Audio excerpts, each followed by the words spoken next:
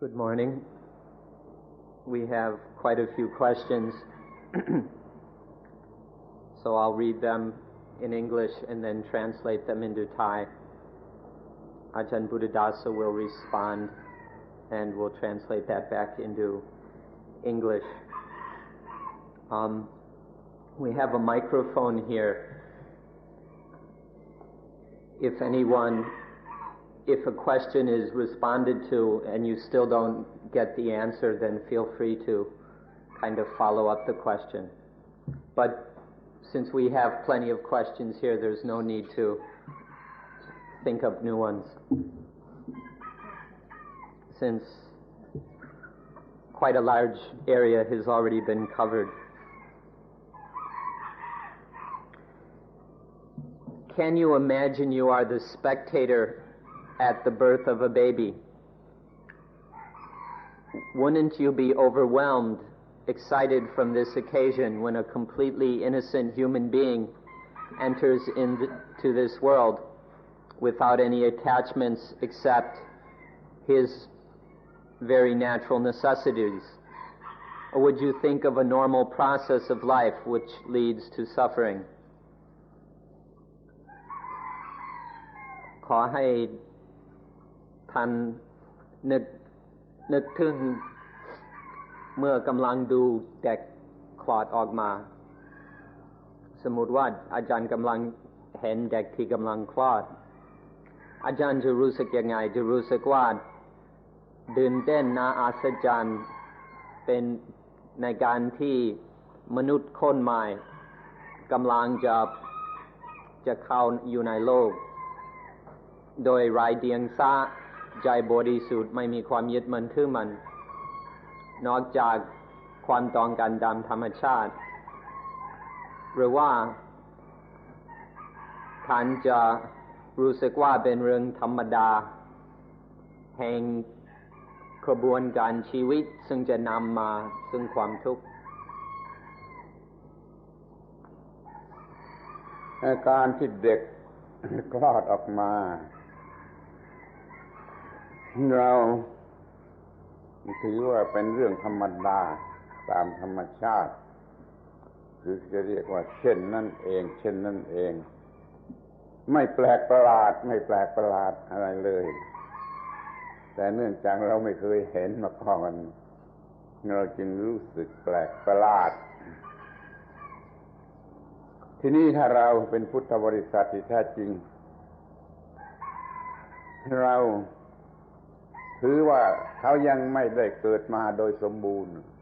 เพียงแต่เด็กคลอดมาจากท้องแม่เขายังไม่ได้เกิดมาโดยสมบูรณ์จนกว่าเขาจะได้มีอายตนิกธรรม6คือใช้ตาหูจมูกลิ้นกายแล้วก็มีอาจนะภายนอกก็มีวิญญาณมีผัสสะมีเวทนามีตัณหาครบทั้ง6ระยะและเราจะจึงจะคิดว่าเขาเกิดมาแล้วโดยสมบูรณ์และจะมีปัญหาก่อนนั้นไม่ใช่ปัญหาไม่มีปัญหาเพียงแต่คลอดมาจากท้องแม่ไม่มีปัญหา For us, this is just a natural, normal process of life. There's nothing strange, special, or anything like that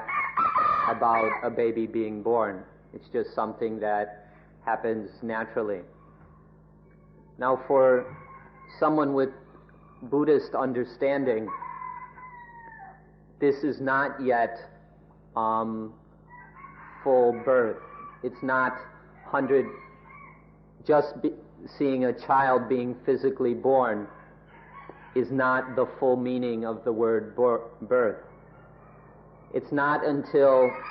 the senses of that child are functioning normally. The eyes, ears, nose, tongue, body, and mind are functioning to the degree that the child can experience the sensual world. And then sense consciousness arises. And then there's contact with the world. And then the contact leads to vedana, to feeling, both positive and negative. and then that leads to desire. It's only when the senses of the child are functioning to the degree that there is desire. It's only at that point that we say the child is completely born. ขอร้องเป็นพิเศษเดี๋ยวนี้หน่อยหนึ่งว่าขอให้ช่วยจำ ลำดับทั้ง6อานาภายในอานาภายนอกวิญญาณผัสสะเวทนาตัณหา6หมวดนี้ไว้ให้ดีๆมีเรื่องมากมีเรื่องที่จะต้องศึกษาต้องเกี่ยวต้องปฏิบัติกับเรื่องทั้ง6นี่เป็นอันมากขอให้จำไอ้เรื่องทั้ง6นี้ไว้เข้าใจอานาภายในภายนอกวิญญาณผัสสะเวทนาตัณหาPlease try to remember these 6 groups of things, or these 6 levels of the stages of the mental process. First, there's the inner ayatana, or the inner senses, meaning the eyes, ears, nose, tongue, body, and mind. And then the outer ayatana, the forms, sounds, smells, tastes, touches, and mental objects. And then the 6 kinds of sense consciousness, eye consciousness, ear consciousness, and so on. Then contact, when the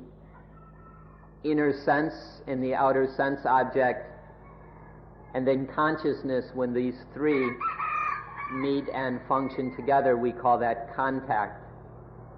Then there arises the 6 kinds of feelings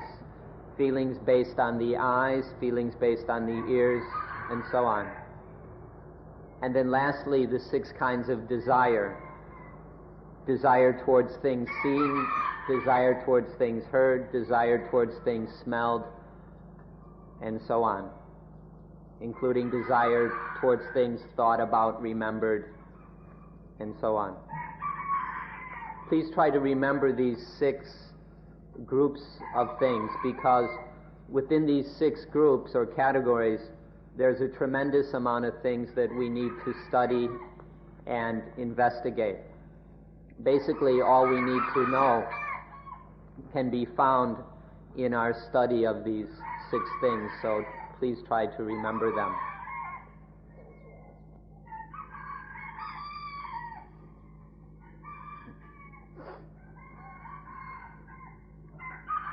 Mindfulness with breathing seems to encourage the use in development of controlling abilities and of the mind itself. I've heard terms like control the mind and bring the emotions under control often. It seems to me that my desire to control is the same as the inclination to cling. Does this method set up conditions for even more difficulty in learning that the mind is impermanent, or being able to let go of the desire to control? อานาปานสติรู้สึกว่ามันสนองการที่เราจะควบคุมและบังคับอะไรต่างๆอย่างบางครั้งได้ยินคำว่าบังคับจิตหรือบังคับความรู้สึกแต่สำหรับฉันก็รู้สึกว่าการที่ยากจะบังคับหรือยากจะควบคุมสิ่งเหล่านั้นมันจะน้อมเอียงไปในทางยึดมั่นถือมั่นเพราะฉะนั้นวิธีปฏิบัติอย่างอานาปานสติมันจะเป็นปัจจัยที่ทำให้ลำบากสำหรับเรียนรู้ว่าจิตมันอนิจจังและจะทำให้มันยากที่เราจะปล่อยวางซึ่งความต้องการที่จะบังคับสิ่งนี้สิ่งนั้นอยู่เสมอ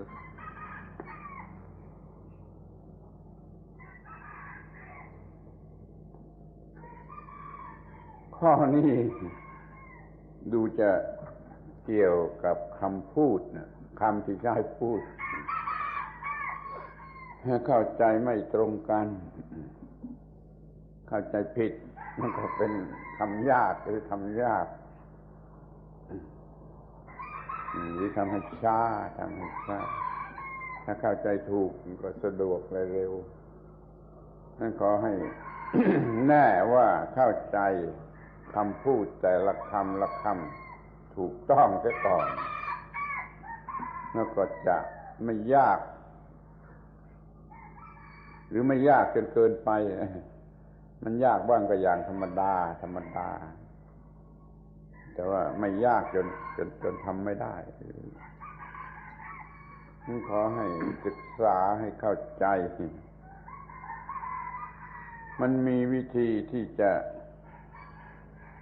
ทำให้ง่ายบางอย่างก็ใช้ common sense ก็ได้สติปัญญาที่มันเกิดเองตามธรรมชาติมันก็ไม่ใช่น้อยเมื่อได้ยินได้ฟังอย่างนี้แล้วมันก็จะเข้าร่วมกันกับสติปัญญาที่เรียนมามันก็ไม่เป็นเรื่องยากไม่เป็นเรื่องเหลือวิสัยจะใช้คำว่าป้องกันก็เข้าใจถูกต้องจะใช้คำว่าบังคับกดควบคุมหรือทำลายละเลิกนี่ก็ขอให้ศึกษาใหม่ให้เข้าใจถูกต้องตามความหมายของแต่ละคำและความยากลำบากหรือข้อขัดข้องอย่างที่ว่านี่จะไม่มี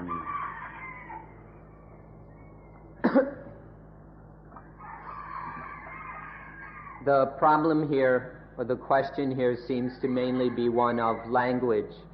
of semantics, that we understand the meanings of these words differently. If one misunderstands the meanings of these words, then it will lead to a lot of difficulty and tardiness in one's practice. However, if one understands the meaning of these words correctly, then there won't be excessive difficulty. There will just be the ordinary difficulties of practice, but it won't be so difficult that we can't practice at all. So when we use words like this, please be very careful. Already, everyone has a certain degree of intelligence and wisdom, as well as common sense. So then when we hear explanations about Dhamma, then those explanations are added to our innate intelligence and our common sense. And so then we can understand a certain amount of things already. When we use words like control, or we use words like protect, prevent, regulate, destroy, get rid of, throw away, let go. When we use words like this, it's very important to study the word itself until we understand the meaning of it. And then there won't be any difficulties. The difficulty that the questioner is speaking of will only arise if one misunderstands the meanings of these words. But as soon as one understands what is meant by, say, control or regulate or get rid of, when understanding that properly, there's no problem.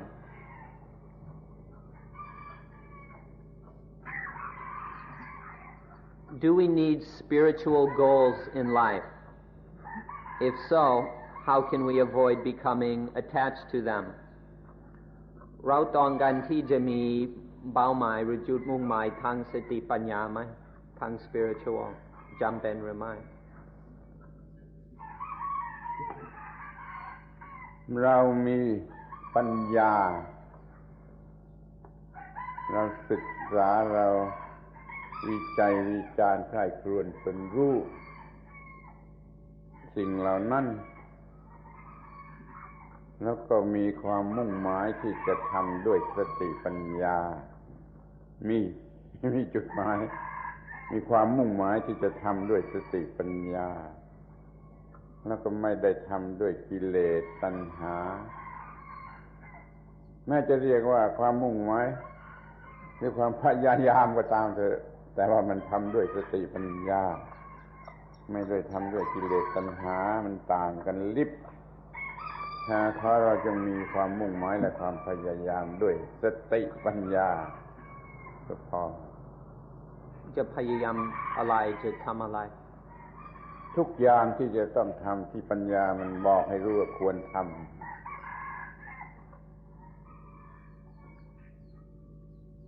We endeavor and aspire to do everything with intelligence, with wisdom. We already have some panya, some intelligence and wisdom. And so we endeavor to do everything with wisdom rather than with defilement and desire. So we can call this our spiritual goal.To do everything with intelligence and wisdom. This means everything we do, everything that wisdom tells us we must do, we do that with wisdom. And things that wisdom says we shouldn't do, we don't do. And what we do, we do only with wisdom rather than with desire and defilement.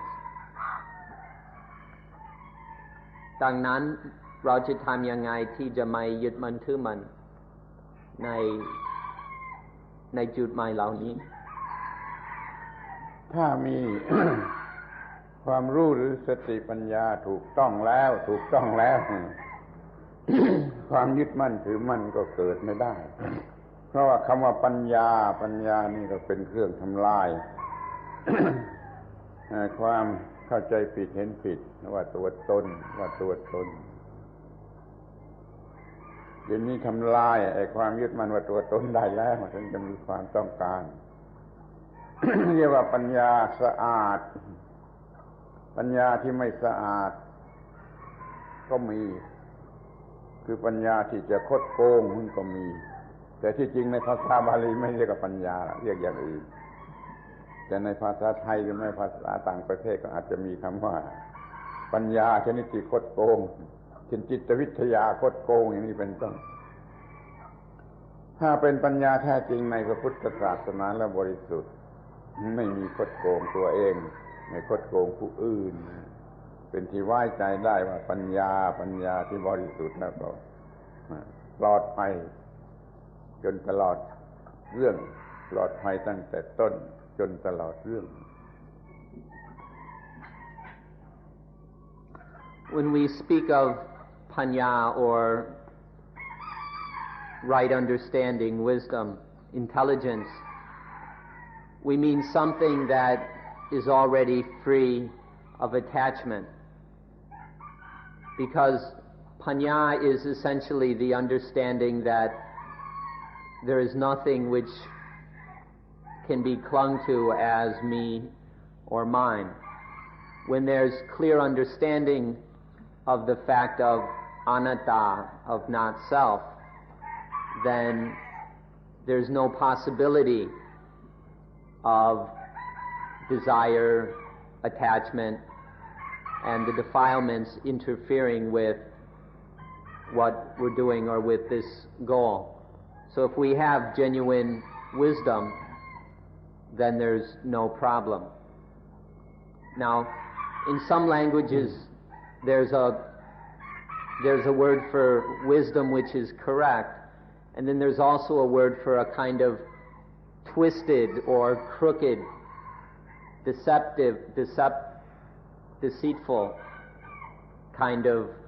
understanding or intelligence. In English, we might distinguish between intelligence and cleverness or craftiness. For example, the kind that's used by the psychologists who make the advertising on TV. You can call that intelligence, but it's a crooked, dishonest kind of intelligence used to deceive people. And so, in the same way, we need to distinguish between genuine wisdom and false crooked wisdom. And if what we do is with genuine wisdom, then there's no problem. We just investigate. We just use that wisdom to continually investigate and examine everything we do.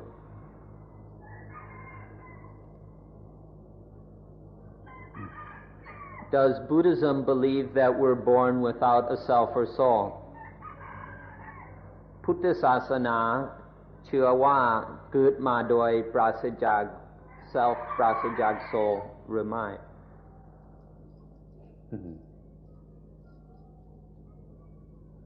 ตามหลักพุทธศาสนาถือว่า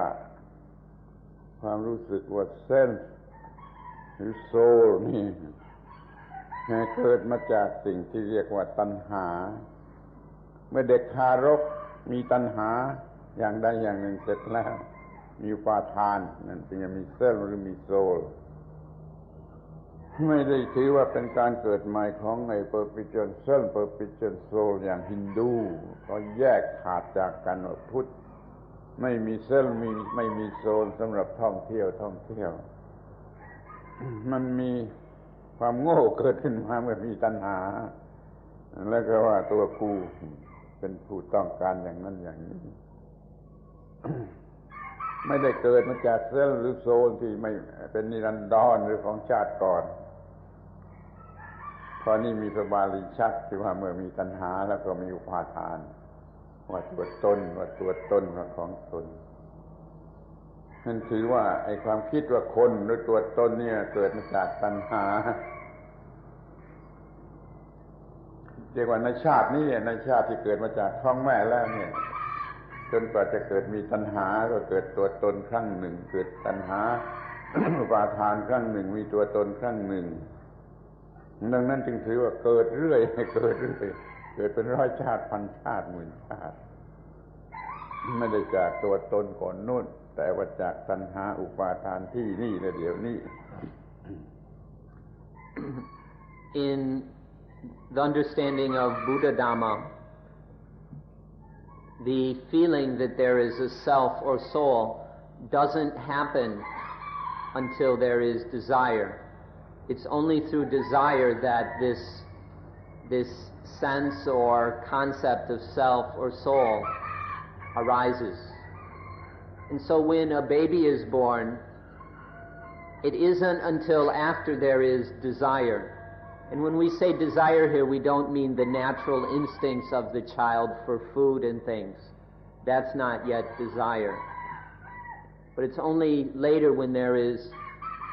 desire in the mind of that infant that there will be attachment to a sense of me and mine. It's only then that that this feeling of there being a self and soul is created. And then it grows until we believe in it so firmly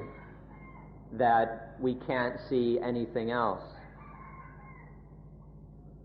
So it's through this process in Buddhism, it's very clear that when we're born, we're not born with some self or soul that comes from a previous life.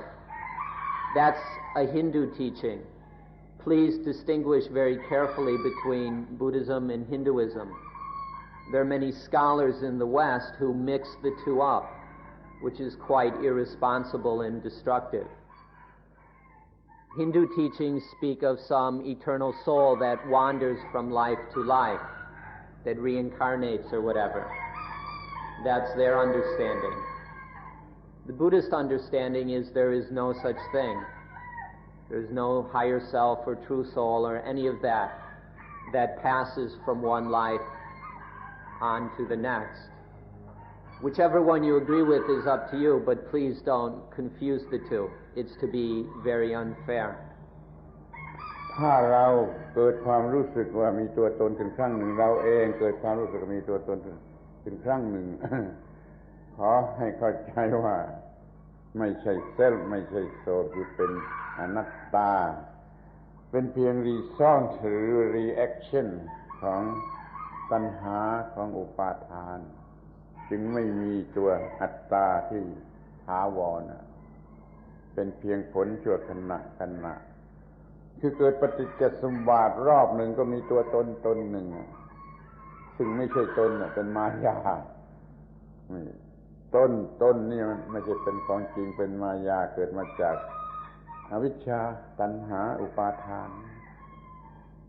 คำว่าต้นในพุทธศาสนาเป็นอย่างนี้คำว่าต้นในศาสนาอื่นเขาเป็นอย่างอื่นก็แล้วแต่ So please be aware that when this feeling or belief of self, of soul, has arisen in your own mind, notice that when the self appears in your mind, that's the meaning of birth. The self has been born. Dependent origination has taken one more spin. Because of desire and attachment, this self is once again born in the mind. And once it's... Now for the baby, when desire first arises, then this spins once. And once it's spun once, it starts to spin again and again and again, as long as there is ignorance. And so be aware of every time this self or soul is born in the mind. In Buddhism, this self or soul is only a feeling, is only an illusion that occurs in our mind due to desire and ignorance. In other religions, the self or soul may be some eternal substance or whatever. Please understand the difference between the Buddhist understanding of self and other understandings of self. The Buddhist understanding is that everything that seems to be self is really not self.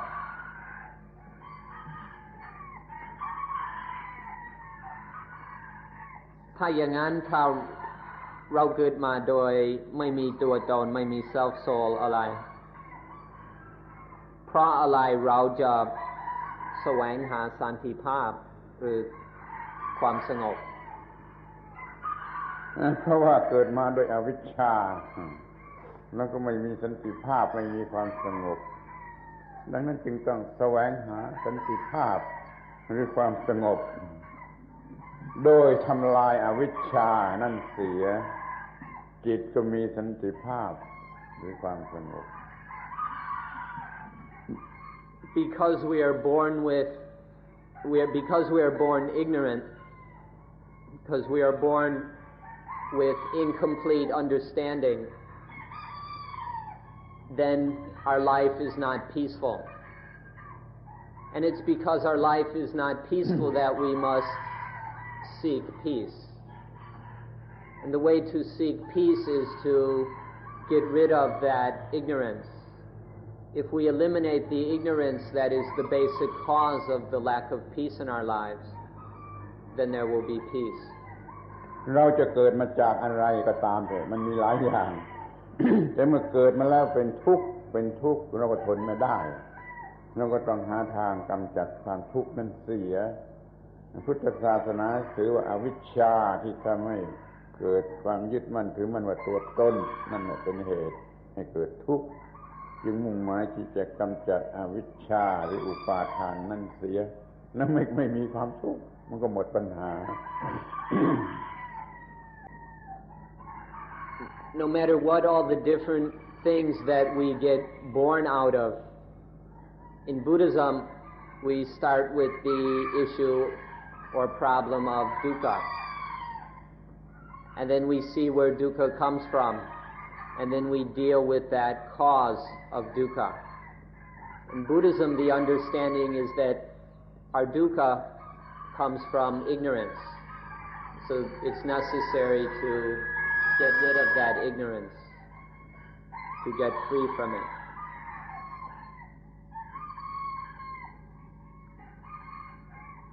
When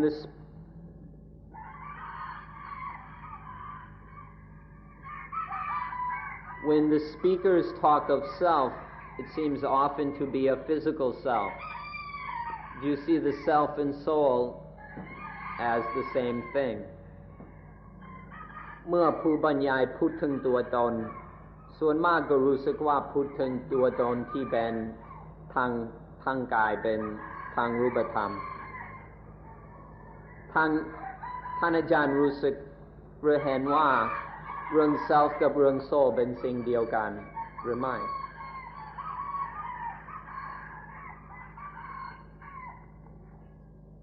แล้วแต่ภาษาไหนที่จะใช้พูดบางภาษาอาจจะแยกกันแต่ในภาษาธรรมะนี่ถือว่าเป็นสิ่งเดียวกันเรียกชื่อต่างกันทางวัตถุหรือทางกายก็เอามาเป็นเส้นหรือเป็นโซนได้เช่นรูปขันธ์ทางนามทางจิตใจก็เอามาเป็นเส้นหรือโซนได้คือเวทนาสัญญาสังขารขันธ์วิญญาณขันธ์เอามาเป็นเส้นหรือเป็นโซนได้ทั้งรูปธรรมและทั้งนามธรรม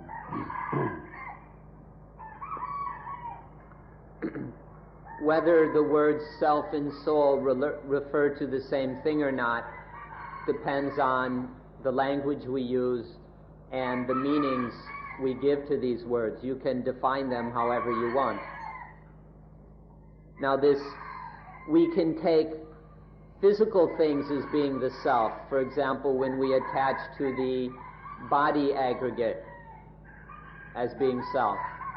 But equally we can take mental things as being self. For example, when we cling to the feeling aggregate or the perception aggregate, the thought aggregate,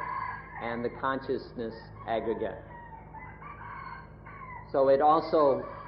is very common that we cling to mental things as being me, as being mine. ระวังอย่าจิต ไปยึดเอาเส้นหรือโซนเข้าที่รูปหรือที่เวทนาหรือสัญญา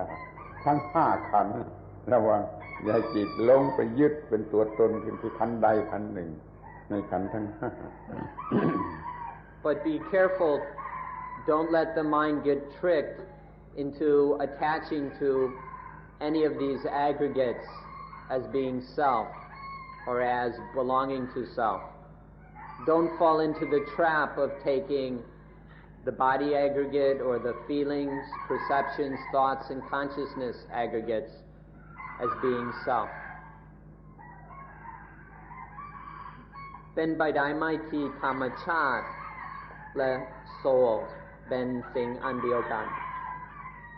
ธรรมชาติกับโซลเป็นไปได้ไหมพวกที่เขาถือว่ามี perpetual soul eternal soul นั่นก็เป็นเรื่องของเขาเราไม่ทราบ เราไม่พูด แต่ในฝ่ายพุทธศาสนานี้ไม่มีอะไรซึ่งไม่ใช่ธรรมชาติไอ้โซลในที่นี้เป็นเพียงสังขารคือการปรุงแต่งการถูกปรุงแต่งขึ้นมาตัวธาตุก็ตามธรรมชาติตัวการปรุงแต่งก็เป็นเรื่องของธรรมชาติผลที่เกิดขึ้นมาก็ยังคงเป็นธรรมชาติเพราะคำว่าธรรมชาติในภาษาธรรมะนี่กว้างขวางไม่ยกเว้นอะไรก็เรียกได้ว่าธรรมชาติ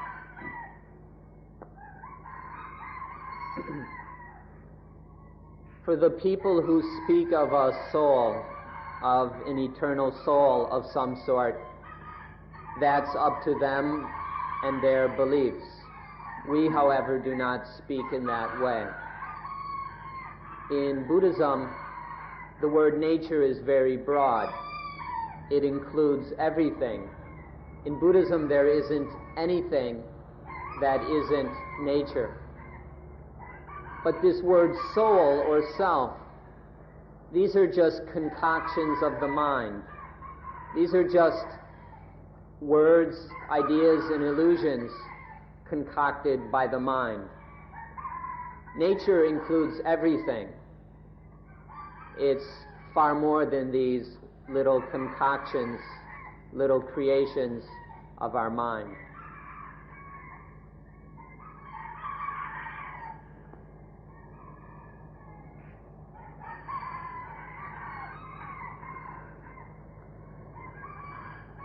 ถ้าไม่มี if there is no self and if I am nothing more than the 5 material aggregates, excuse me, they're not 5 material, 1 material and 4 immaterial. If I am nothing more than the 5 aggregates, how can there be free will? What is it that does the willing? This is a little hard to translate because in Buddhism we don't have the term free will. This is a word that comes out of Western thought that believes in self, but I'll do my best to translate. ถ้าหากว่าไม่มี self และตัวเราหรือฉันไม่ได้เป็นอะไรนอกเหนือจากขันธ์ทั้ง 5ถ้าอย่างนั้น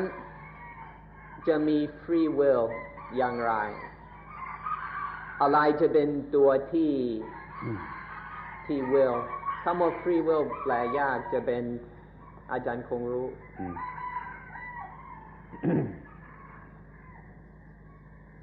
เราถือว่าคอนเซ็ปต์ว่าเส้นว่าโซลนั่นน่ะเป็นเพียงความโง่ชั่วคราวความโง่ชั่วคราวความโง่ชั่วคราวครั้งหนึ่งของเรื่องหนึ่งเมื่อเราไม่มีความโง่เหล่านี้ตลอดไปแล้วมันก็เป็นจิตอิสระเป็นจิตอิสระที่ไม่ตกอยู่ภายใต้ความทุกข์นั่นก็พอแล้วจิตเป็นอิสระไม่ตกอยู่ภายใต้ความทุกข์อีกต่อไปก็คือไม่โง่ชั่วคราวไม่โง่ชั่วคราววันหนึ่งหลายๆหนว่าเซลล์ว่าโซล Our understanding is that the concept of self as well as the concept of soul is just momentary stupidity. It's just when the mind is temporarily stupid and then it thinks in this egoistic way. When the mind is free of these momentary stupidities, then it just acts, it just responds to life. When the mind is free of those momentary idiocies, then it is free of dukkha and can just act in the correct, healthy way.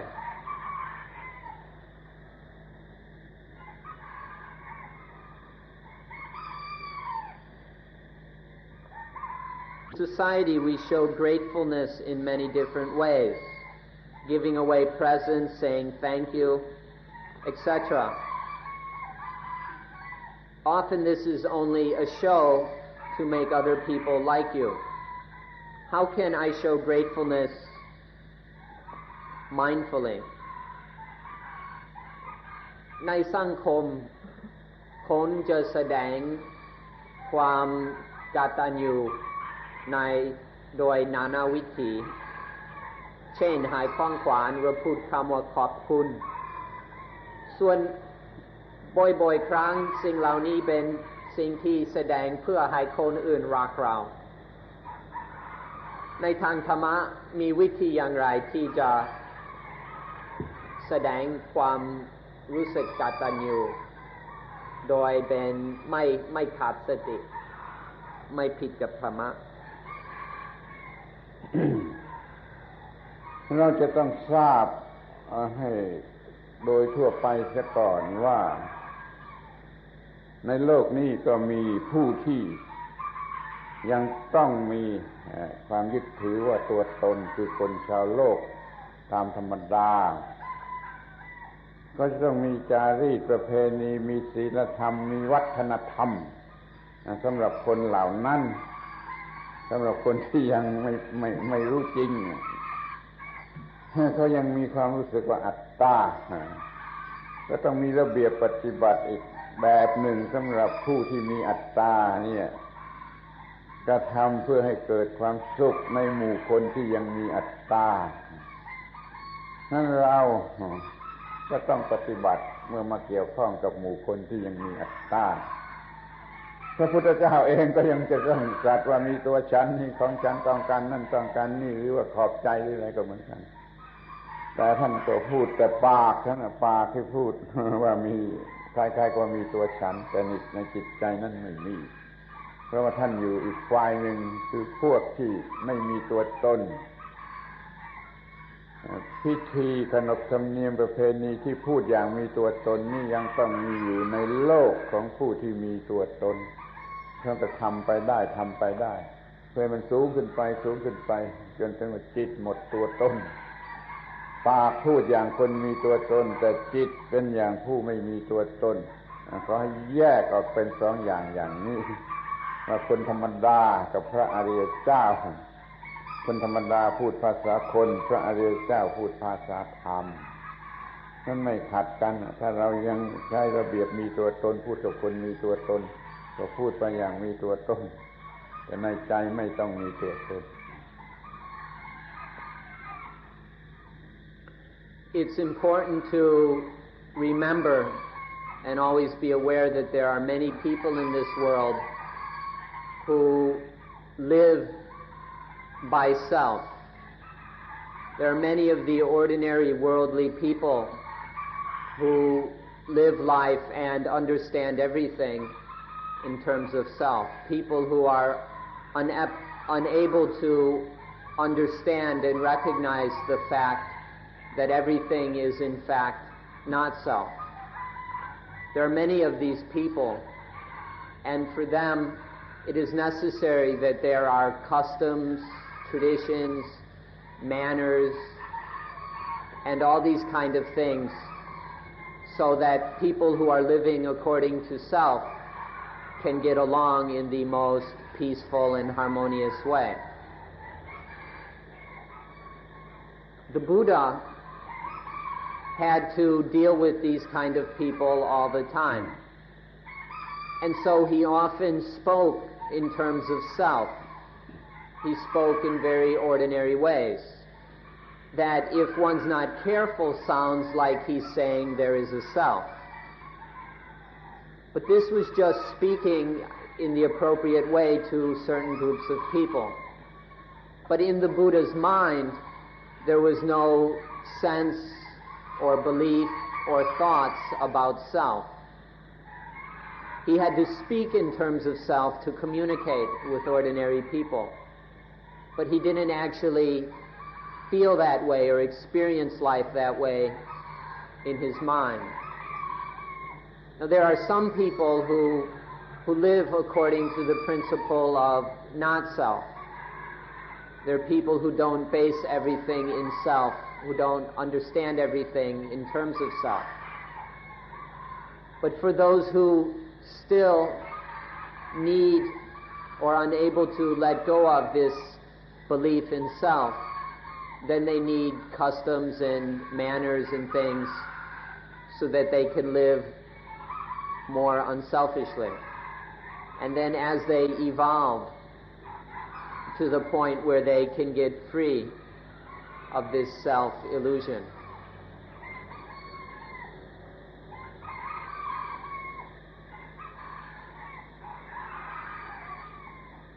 Now, อาจารย์มีตัวอย่างวิธีที่จะแสดงกตัญญูความขอบคุณที่ไม่ผิดธรรมะนี่ก็ปฏิบัติตามระบบจริยธรรมศีลธรรมของประชาชนธรรมดาที่ยังมีตัวตนมันเกิดผลดีแน่ๆเกิดผลดีแน่ๆในหมู่ชนที่ยังมีตัวตนก็พูดไปตามธรรมเนียมตามโวหารพูดภาษาพูดของคนที่ยังมีตัวตนอย่างนี้เรายังเป็นคนธรรมดาเรายังไม่เป็นพระอรหันต์ก็พูดตามธรรมดาของคนธรรมดาเป็นพระอรหันต์แล้วจะพูดก็ได้จะไม่พูดก็ได้หรือจะพูดตามธรรมเนียมให้คนเหล่านี้มีความยินดีพอใจจิตใจสูงขึ้นไปก็ได้เหมือนกันพูดปากว่ามีตัวเป็นตัวตนมีตัวตนแต่ในใจไม่มีตัวตนก็ทำได้เหมือนกัน So one should merely practice according to the ethics, customs and traditions of the society and community in which one is. The right way to show gratefulness, for example, it depends on the community you're in. Just do things according to the customs and manners of the people who still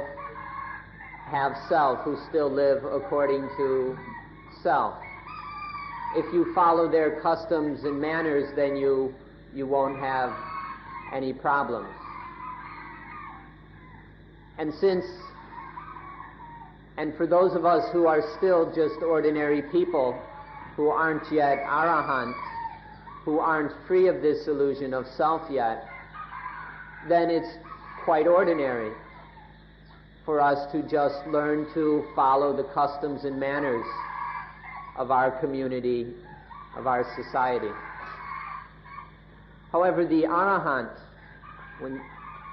when there is arahantship, then one need not say anything, or one can if one wishes. The arahant doesn't have to do any of these things, but the arahant is able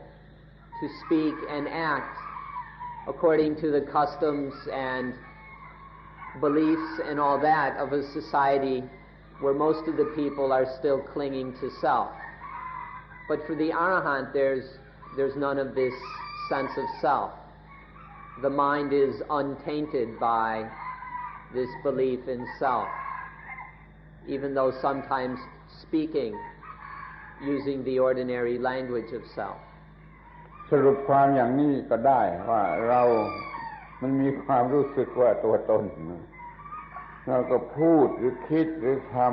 ำให้มีตัวตนที่ดีตัวตนที่ดียิ่งขึ้นไปจนกว่าจะหมดตัวตนถ้ามันถึงขีดสุดท้ายของตัวตนที่ดีแล้วมันไม่รู้จะไปไหนแล้วมันก็หมดตัวตน To put this in very simple terms, as long as we still have this self, as long as we're still hanging on to self, then make it a better and better self, a healthier and more harmless self, until you get to that point where it's the best possible self, and there's no way to develop further except to let go of all self.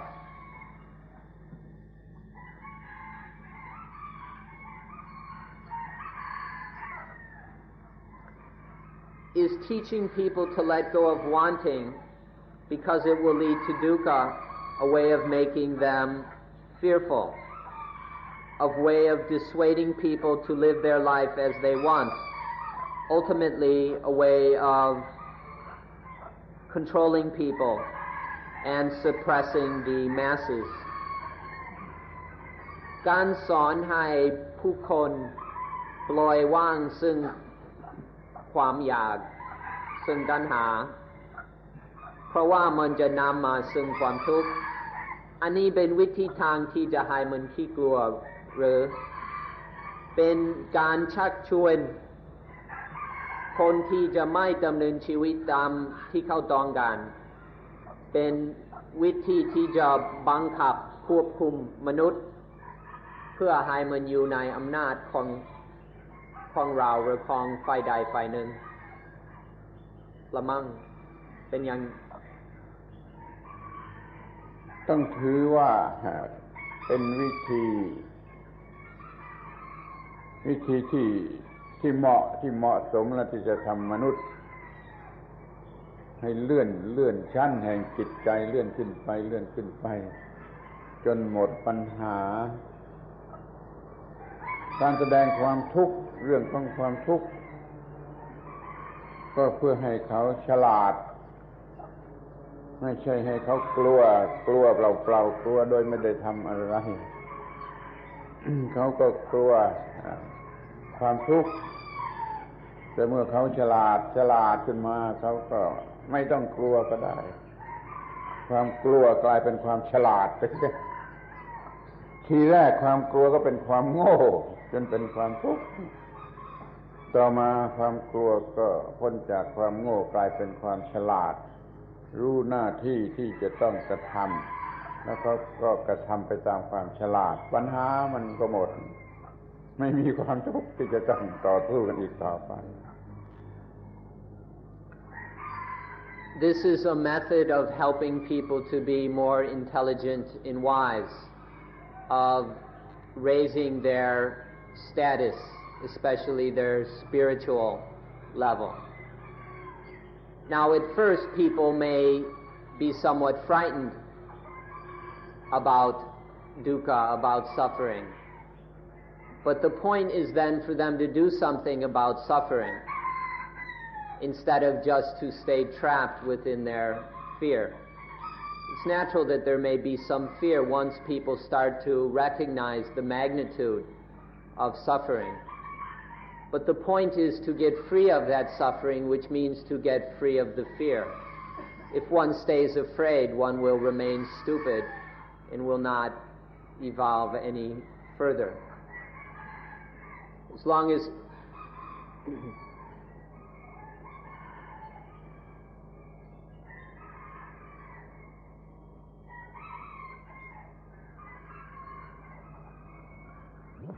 Are you enlightened? Are you a Buddha? If the answer is no, or neither yes or no, then must one wait until one is dead before others make the judgment? If one pronounced oneself to be Buddha, would that be egoistic and therefore prove one is not enlightened? How could those who are not enlightened ever be able to decide or judge whether another being, living or dead, is enlightened? ท่านอาจารย์ตรัสรู้ไหมท่านเป็นพระพุทธเจ้าไหมถ้าคำตอบคือไม่ใช่หรือไม่ใช่ก็ไม่ใช่ไม่ใช่ก็ไม่ใช่อย่างนั้นเราจะต้องรอจนตายเพื่อคนอื่นจะjudge จะกำหนดว่าเป็นผู้ที่ตรัสรู้แล้วหรือไม่ถ้าคนเรียกตัวเองว่าเป็นพระพุทธเจ้านั่นจะแสดงว่าคนนั้นมีตัวกูสูงแล้วเป็นข้อพิสูจน์ว่าเขายังไม่ได้ตรัสรู้หรือไม่คนธรรมดาซึ่งยังไม่เป็นพระอรหันต์เขาจะทำอย่างไรจึงจะรู้ว่าคนอื่นตรัสรู้หรือไม่มีทางไหมการถามว่าจะรู้หรือไม่จะรู้นั่นมันเป็นเรื่องส่วนตัวเป็นปัญหาส่วนตัวขอสงวนไว้ว่าไม่ต้องตอบปัญหาส่วนตัวพระวินัยก็นิยมไม่ให้ตอบปัญหาส่วนตัวโดยทำนองนี้เพราะฉะนั้นก็ไม่ตอบว่าเป็นหรือไม่เป็นแต่จะขอบอกกลับไปว่าท่านทุกคนมีสิทธิที่จะเป็นผู้รู้เพราะว่ามีเมล็ดพืชมีเยิมสำหรับที่จะงอกงามออกมาเป็นผู้รู้ด้วยกันทุกคนท่านทั้งหลายก็พยายามปลูกพืชแห่งความเป็นพระพุทธเจ้าในจิตใจเนี่ยให้งอกงามแล้วก็มีส่วนที่จะรู้ได้เองว่าใครเป็นพุทธะหรือไม่หรือใครไม่เป็นพุทธะมีลักษณะอย่างไรท่านไม่ต้องมาถามคนอื่นซึ่งเป็นเรื่องของคนอื่นไม่มีประโยชน์แต่พยายามรู้ว่าเราก็มีสิทธิมีความเป็นไปได้ possibility ที่ว่าจะเป็นพุทธะเพราะว่าเมล็ดพืชนั้นมีอยู่ท่านรีบปลูกเมล็ดพืชนั้นให้มันเจริญงอกงามก็จะเป็นพุทธะสูงขึ้นมาตามลำดับ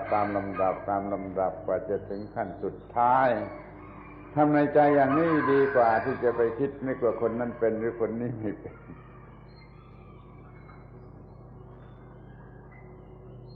Whether or not I am fully awakened or so-called enlightened or not is a personal matter and allow me to protect my right to not answer such a question. In the Vinaya, the training discipline that monks here follow, this right is supported. And so we don't feel it's appropriate to answer the first question. Regarding the matter of enlightenment, we suggest that you not waste your time worrying whether other people are enlightened or not. That's not very productive or useful. Instead, we encourage you to observe the fact that there is a seed of Buddhahood in your own heart. The Buddha seeds are in everyone's heart. And so one ought to recognize that inherent potential in each of us to be awake, to know, and to develop that potential to allow it to grow and evolve into Buddhahood. So instead of worrying about other people, which is not a matter of wisdom and doesn't really do us any good, just focus on this Buddha seed within oneself and see whether or not it has fully awakened or not.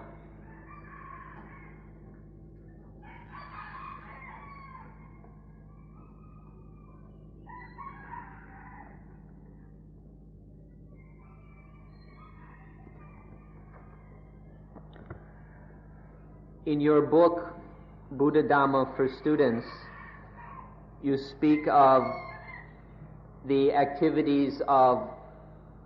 the Aryans, the noble ones, as opposed to the activities of ordinary lay people. You speak of dancing as the behavior of madmen, and that laughter is regarded by the noble ones as the behavior of immature children.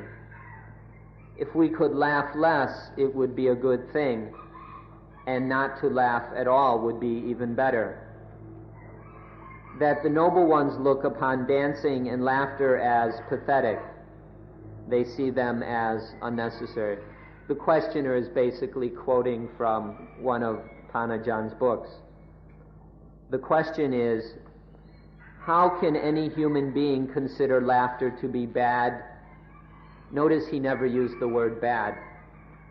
How can it be considered bad, pathetic,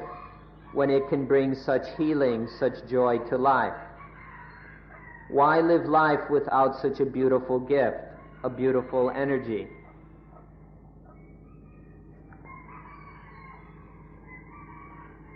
Is life not to be lived? Why teach us to smile as the Buddha smiles at the realization of truth, of impermanence, of not self? คนนี้อ่านหนังสือหลักธรรมสำหรับนักศึกษาซึ่งอาจารย์เปรียบเทียบพระอริยเจ้ากับคนธรรมดาบุถุชนธรรมดาซึ่งบอกว่าการเต้นรำเป็นอาการของคนบ้าการหัวเราะก็เป็นพฤติกรรมของเด็กอมมือถ้าเราจะหัวเราะน้อยลงจะเป็นการดีถ้าไม่หัวเราะเลยจะยิ่งดีที่พระอริยเจ้ามองเห็นว่าการฟ้อนรำกับการหัวเราะเป็นเรื่องอะไร pathetic เป็นเรื่องน่าสงสารเป็นสิ่งที่ไม่จำเป็นคนนี้ก็ถามว่า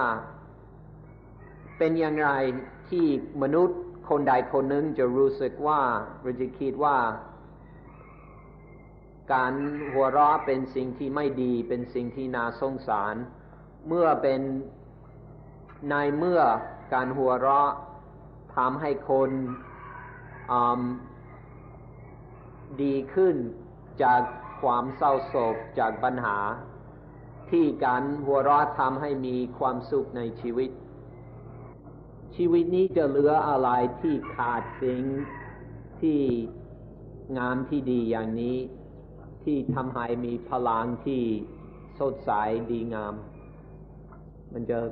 ชีวิตจะเป็นยังไงเราควรจะมองให้เห็นว่าหัวเราะก็ดีเต้นรำก็ดีร้องเพลงก็ดีนะ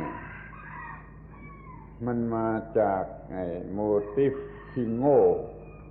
หรือโมทิฟที่มันฉลาดถ้าโมทิฟที่มันฉลาดมันอาจจะไม่เต้นรำไม่หัวเราะเพราะว่ามันเหนื่อยเหมือนกันให้เต้นรำตลอดเวลามันก็ไม่เอาให้หัวเราะตลอดเวลามันก็ไม่เอา ถ้ามีโมทิฟที่มันฉลาดมันก็อาจจะแสดงบ้างแสดงพอ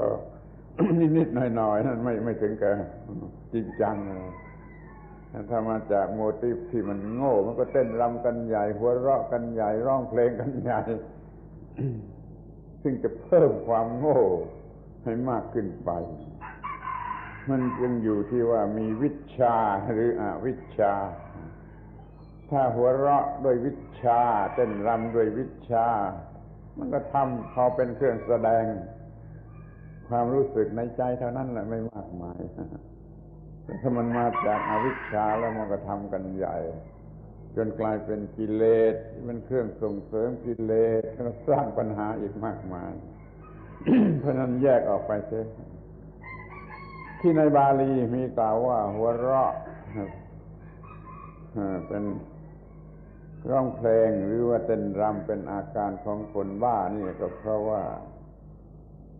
ตามธรรมดาคนธรรมดาไม่เกี่ยวกับพระอริยเจ้า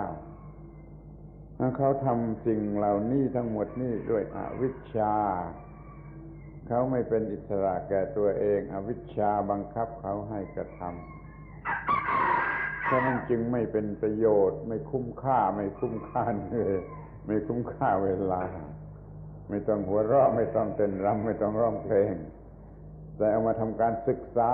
าให้รู้ยิ่งขึ้นไปในที่สุดมันก็ไม่หัวเราะไม่ร้องไห้ไม่ร้องเพลงไม่เต้นรำ เป็นนี่ข้อนี้เป็นเครื่องวัดว่าอวิชชายังมีเหลืออยู่เท่าไรยังมีเหลืออยู่เท่าไรก็ทำไปเท่านั้นไปตามนั้นเราไม่ต้องเสียเวลาไม่ต้องเหนื่อยในสิ่งที่ว่าไม่ต้องทำก็ได้ถ้าจะหัวเราะหรือจะเต้นรำก็เป็นชนิดที่ว่าเป็นด้วยความฉลาดไม่ต้องแสดงออกมาหัวเราะอยู่ในใจเต้นรำอยู่ในใจยังจะดีกว่า We should first ask ourselves whether the motivation for dancing, laughing, singing, or whatever is intelligent or foolish. We should ask ourselves if the motivation to dance, to sing, to laugh is intelligent,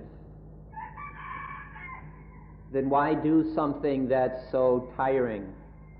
that burns up, uses up so much energy?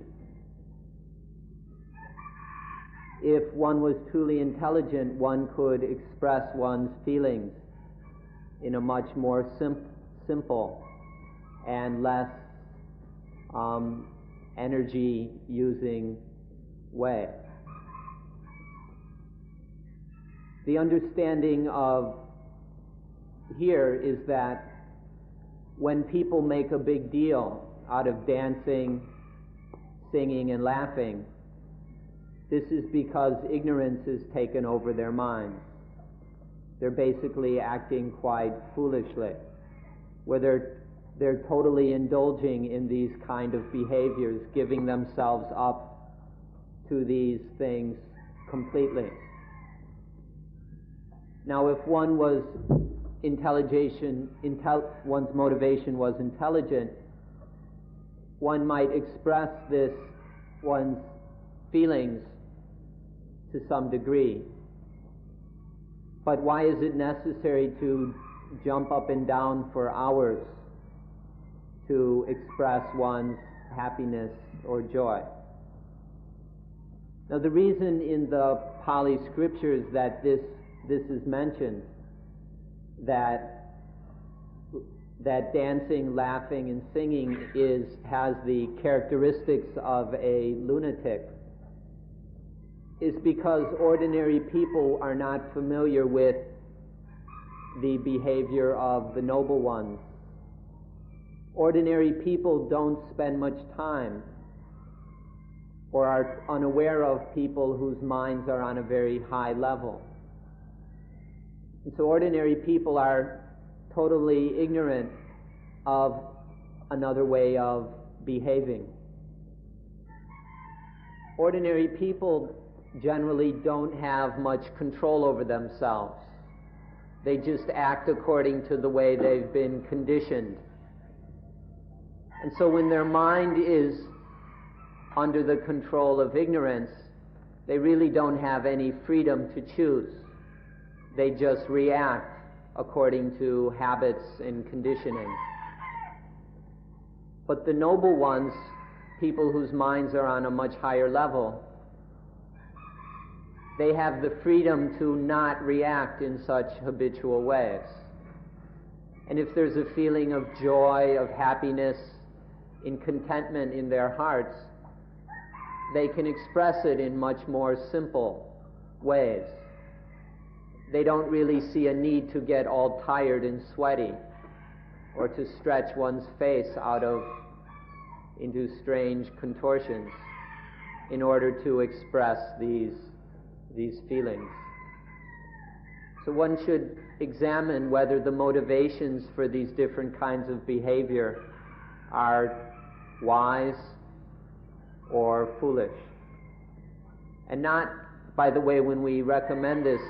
we're not saying just to sit around thinking about it, forming opinions. This is just the typical behavior of ordinary people, to form opinions and to argue.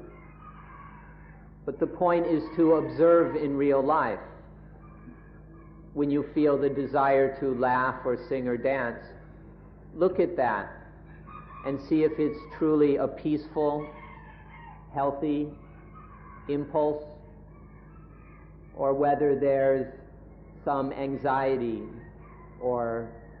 some need to impress other people or some attachment and ego involved. ไก่ของเราบางเวลาก็เต้นรำบางเวลาก็ร้องเพลงท่านได้ยินเสียงไก่ของเราร้องเพลง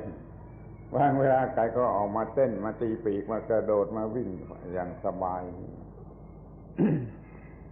นี่มันก็เป็นเรื่องธรรมชาติเป็นสติมูลแลนด์ของธรรมชาติ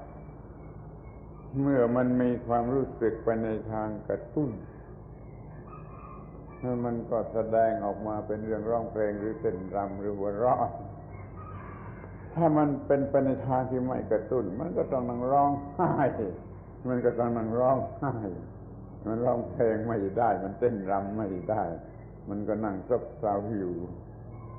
นั่นเรื่องร้องเพลงหรือร้องไห้นี่มันก็เป็นเครื่องวัดว่าเดี๋ยวนี้จิตใจมันถูกกระตุ้นมันแล่นอยู่ด้วยวิชาหรือด้วยอวิชชาขอให้ท่านทั้งหลายจัดให้มันถูกกระตุ้นได้แต่โดยวิชาอย่าให้ต้องโดยอวิชชาจะเสียเวลาเปล่าจะเหนื่อยเปล่าจะเปลืองเปล่าจริงๆได้เปรียบเทียบให้ดูว่าดูให้ดีเต้นรำอาการคนบ้าร้องเพลงคือร้องไห้หัวเราะคือลูกเด็กๆ The chickens like to sing. Sometimes the chickens come out and give a dance. It's stimulating. This is natural for chickens and for other animals, these kinds of stimulations. When we're stimulated like this, We like to sing, to dance, to laugh. But when that stimulation is missing, then we want to cry. We sit there depressed. We no longer want to sing or dance. Sometimes we don't want to do anything. We just sit there feeling sorry for ourselves. As long as one's feeling stimulated, then one will react to that stimulation. And when that stimulation is missing, then one reacts in a different way. The question is whether this is freedom, to just be pushed and pulled by stimulation or its absence. The question is this stimulation wise? Is it happening with vicha, with correct understanding? Or is the stimulation ignorance or avijja, incorrect understanding?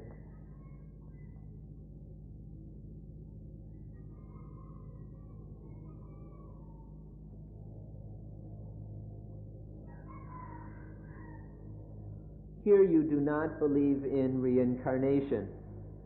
What in the Buddhist teachings leads you to this conclusion? Also, how does it make your practice differ from those that preach reincarnation? ที่นี่ไม่ได้สอนหรือเชื่อในเรื่อง reincarnation มีอะไรในคำสั่งสอนของพุทธศาสนาที่ทำให้ท่านอาจารย์คิดว่าไม่มี reincarnation แล้วการไม่เชื่อใน reincarnation จะทำให้การปฏิบัติต่างกันจากพวกที่เชื่อในเรื่อง reincarnation ผมไม่ได้ไม่เชื่อใน reincarnation แต่จะเชื่อยิ่งกว่า reincarnation เชื่อและเห็นว่ามี reincarnation ยิ่งอย่างยิ่ง แต่ว่ามันเป็นทาง spirituality reincarnation ทางฟิสิกส์เนี่ยมันเขาเชื่อกันมาก่อนพุทธกาลชาวฮินดูเชื่ออย่างนี้ชาวฮินดูนำศาสนาฮินดูมาที่นี่ก่อนพุทธศาสนาก็มาทำให้ประชาชนที่นี่เชื่อ reincarnation ทางฟิสิกส์ทางร่างกายนะเต็มไปหมดแล้วพุทธศาสนามาทีหลังก็มาสอนให้ดีกว่านั้นให้รู้จัก reincarnation ทาง spirituality แต่ก็ยากมากเพราะว่าเขาเชื่ออย่างนั้นกันอยู่ก่อนแล้วเลยต้องผสมกันเอามาผสมกันเขาบอกให้ทราบว่าคนไทยนี่ถือพร้อมๆกันมาทั้งฮินดูและทั้งพุทธสมัยโบราณแท้ๆมีโบสถ์ฮินดูอยู่หน้าวัดพุทธเสมอสำหรับเด็กๆสำหรับคนปัญญาอ่อนคนที่ปัญญาอ่อนหรือเด็กๆเขาก็เชื่ออย่างฮินดูอย่าง reincarnation อย่างในทางฟิสิกส์นี่มาทางพุทธศาสนาก็เป็นทางฟิสิกส์ spirituality ถ้าท่านศึกษาเรื่องปฏิจจสมุปบาทเข้าใจเรื่องปฏิจจสมุปบาทแล้วก็จะพบได้ว่าในวงหนึ่งเซอร์เคิลหนึ่งแห่งปฏิจจสมุปบาทมี reincarnation ทุกอันไปวันหนึ่งมีปฏิจจสมุปบาทกี่รอบกี่วงแล้วมันก็มี reincarnation เท่านั้นแหละคือมันเปลี่ยนความคิดเปลี่ยนความรู้สึกเป็นอย่างอื่นเปลี่ยนอุปาทานเป็นอย่างอื่นเสร็จแล้วมันก็มี reincarnation ใหม่ตามแบบนั้นนี่เราเชื่อ reincarnation อย่างนี้และเชื่อจนถึงก็จะแก้ไขมันจะควบคุมมันไม่ให้มี reincarnation พุทธศาสนามี reincarnation อย่าง spirituality นอกนั้นเขาก็มีอย่างฟิสิกส์มีมาแต่เดิมมีมาตั้งแต่ดึกดำบรรพ์ผมมีความเชื่อใน reincarnation อย่างพุทธศาสนากำลังจะปรับปรุงกำลังจะยกเลิกก็จะทำให้หมดสิ้นไปหมด reincarnation เมื่อไรก็หมดปัญหาหมดความทุกข์หมดปัญหา ทั้งในแง่ของ question ทั้งในแง่ของ problem ไม่มีปัญหาใดๆเหลืออยู่เข้าใจเสียใหม่เกี่ยวกับตัวผมหรือว่าพุทธบริษัทให้ถูกต้อง I don't believe in reincarnation, but I believe absolutely in a reincarnation that's beyond reincarnation. This reincarnation in which I believe very firmly is a spiritual kind of reincarnation. It's different from the physical kind of reincarnation that people talk about. If you study, I'm talking about the reincarnation that happens within our minds every time the cycle of dependent origination spins. Every time in our life, each day, when there's a spin of dependent origination, then there is a reincarnation. But it's a reincarnation of ignorance, through ignorance of the illusion of self, of me. This is what's reincarnated. It's not a physical kind of reincarnation that I believe in. Now, this belief in physical reincarnation is ancient. It occurred much before Buddhism in what is often called Brahmanism, or in the Upanishadic teachings in India. And these spread to this part of Southeast Asia long before Buddhism arrived. And then since ancient times, the Thai people, as well as the Burmese and the Cambodians and other people around here, have had believed in a mixture of Hinduism and Buddhism. The so-called Buddhism of Thailand is still mixed up with the Hindu teachings. And so many ordinary people, especially the children or the people of weak intelligence, still believe, although they may call themselves Buddhists, still believe that there is some kind of physical reincarnation. But those who examine this issue very carefully will come to understand a different kind of reincarnation, not physical but spiritual, the kind of reincarnation that can happen to each of us many times in one day, where the illusion of self is reborn in our minds because of ignorance. So please be very careful to understand this understanding of reincarnation. Don't mix it up with the Hindu understanding. Although many Buddhists may make that mistake,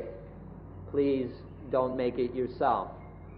Understand the spiritual meaning of the word reincarnation,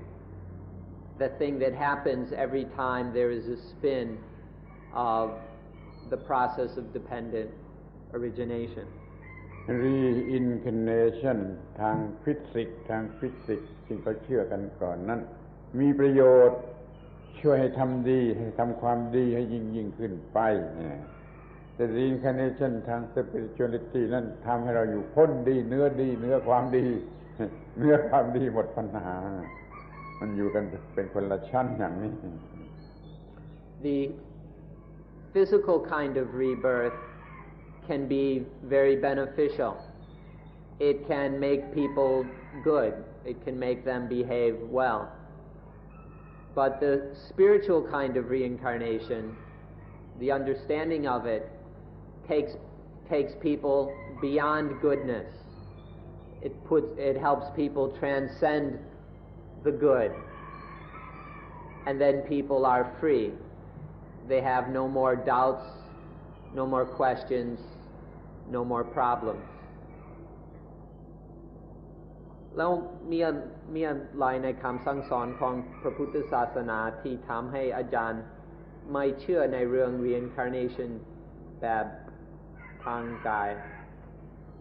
เพราะได้เรียนรู้เรื่องปฏิจจสมุปบาทนี้เท่านั้นThe Buddhist teaching that convinced me that there is none of this kind of physical reincarnation is the teaching of paticca samuppada, this one teaching alone, that of dependent origination. If one studies the way the Buddha taught it, will make it very clear that there is no such thing as physical reincarnation. แล้วการปฏิบัติจะต่างกันอย่างไรเมื่อ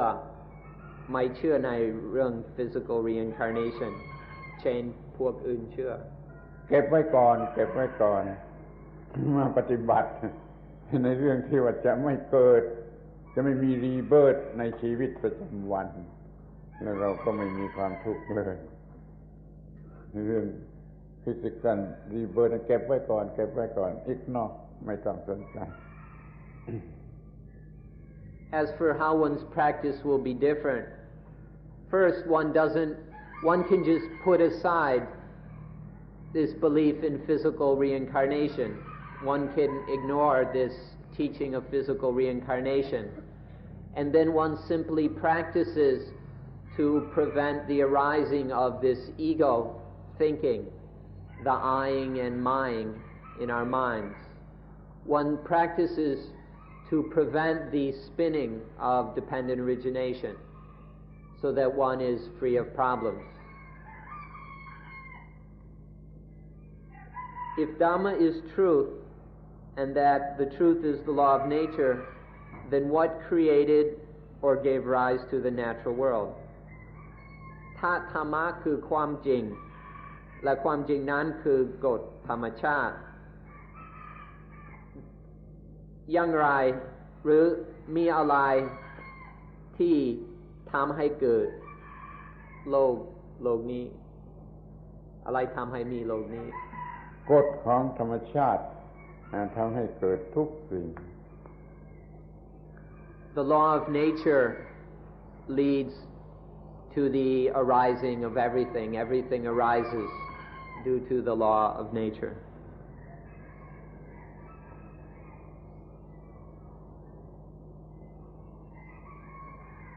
Speech often causes many problems for most of us. Could you suggest ways that we might control our speech without seeming antisocial? คำพูดและวาจาก่อปัญหาสำหรับเราส่วนมากท่านอาจารย์มีคำแนะนำอย่างไรซึ่งเราจะมีวิธีการควบคุมการพูดนี่เป็นความจริงที่สุดว่าความยากลำบากในการศึกษาธรรมะในศาสนาแต่ละศาสนาลำบากอยู่ที่คำพูดที่เอามาใช้เนี่ยมันถือความหมายไม่ตรงกันบางทีก็ใช้คำอย่างเดียวกันแต่ความหมายมันไม่ตรงกันนั่นมีความลำบากที่เราก็มาศึกษาเรื่องคำพูดเหมือนกันเสียใหม่เช่นวันนี้ศึกษาธรรมะแต่มันเป็นการศึกษาเรื่องภาษาหรือคำพูดพร้อมกันภายในตัวท่านจงรู้จักศึกษาทั้งภาษาคนและภาษาธรรมแตกฉานในภาษาคนและภาษาธรรมก็สามารถจะตีความแห่งคำพูดในศาสนานั้นที่มีหลายศาสนาจะสามารถเข้าใจถูกต้องตามความหมายแท้จริงแล้วก็มาปรับกันในระหว่างศาสนาสามารถทำความเข้าใจกันได้ร่วมมือกันได้ก็พยายามศึกษาให้รู้ทั้งภาษาคนและภาษาธรรมคือภาษาตื้นและภาษาลึกภาษาของคนโง่และภาษาของคนฉลาดภาษาของคนรู้ธรรมะและภาษาของคนไม่รู้ธรรมะขอให้ศึกษาทั้งสองภาษาแล้วการศึกษาธรรมะก็จะง่ายจะเข้าใจกันได้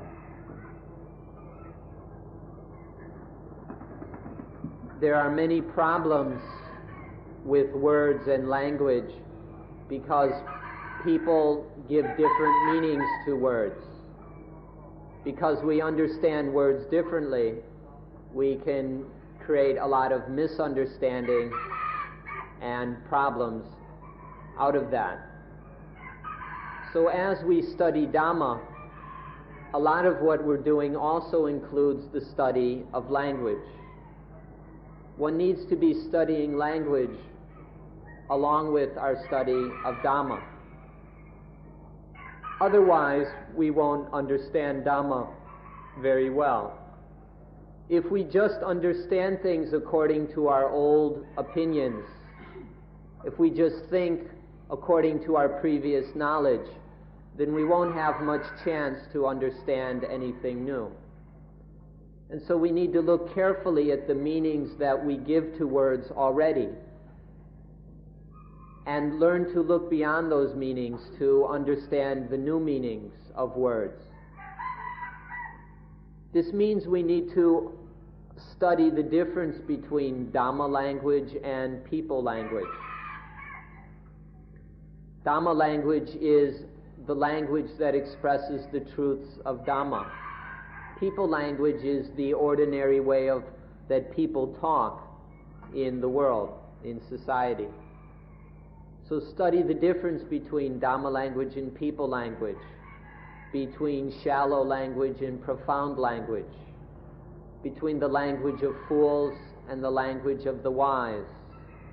between the language of those who understand Dhamma and the language of those who don't understand Dhamma. If we understand the difference, if we truly, deeply understand the difference between Dhamma language and people language, then we won't have any more problems with words. Our problems arise because we don't really know the meanings of the words we're using. ยกตัวอย่างสักคำหนึ่งเช่นคำว่า God มันมีความหมายทั้งภาษาคนและภาษาธรรมดังนั้น God จึงมีความหมายทั้งที่เป็น personal และ impersonal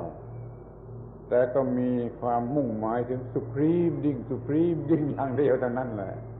จะพูดอย่าง personal หรือ impersonal มันแล้วแต่ภาษาที่ใช้ที่ไหนควรใช้ภาษาคนก็พูดภาษาคนที่ไหนควรใช้ภาษาธรรมก็ใช้ภาษาธรรมดินแดนอาหรับปาเลสไตน์มันก็มองอย่างหนึ่งดินแดนอินเดียมันก็อย่างหนึ่งดินแดนจีนก็อย่างหนึ่งนั่นจึงรู้จักใช้คำพูดทั้งอย่างภาษาคนและภาษาธรรมเช่นคำว่า God นี่มีความหมายทั้งสองภาษา Now, the more we understand the difference between Dhamma language and people language, the more we can understand the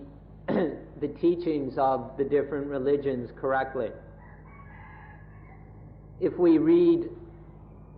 scriptures only on the level of people language, we'll never properly understand the meanings. If we just take literal meanings, then we'll never get to the true meaning of religious teachings. But when we understand Dhamma language, we can understand the correct meaning of these religious teachings. And when we can do this, we won't have any problems or see any conflict between the different religions once we can understand the words correctly and find their true meaning. Let me give one example. The word God.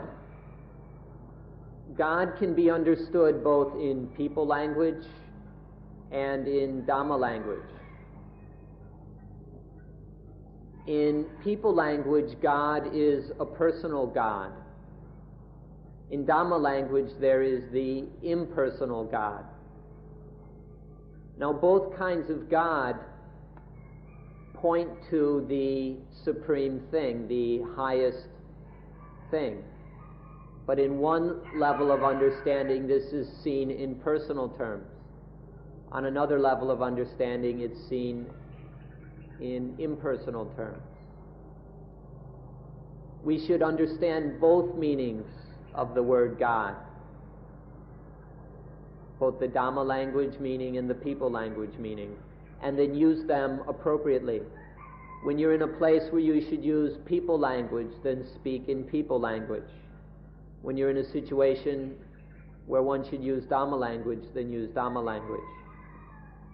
In the Middle East, in Palestine, we speak in one way, in India, in another, and in China, yet another.